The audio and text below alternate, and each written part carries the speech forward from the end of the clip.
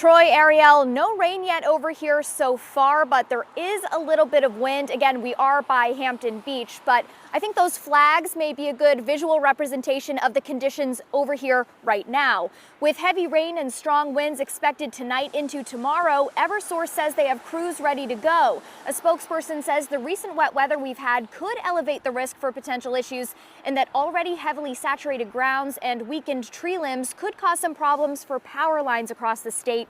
Meantime, New Hampshire DOT says their crews are also on standby for any possible road closures due to this potential flooding.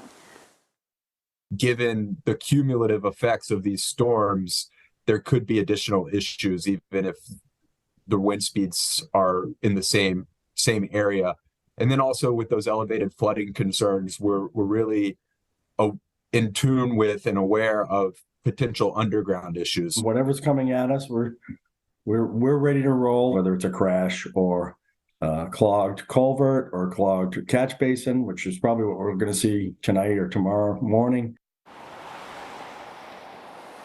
And again, officials want to stress the importance of avoiding any downed wires you may see and making sure not to drive around any possible road closures. We're live in Hampton. Hannah Cotter, WMUR News 9.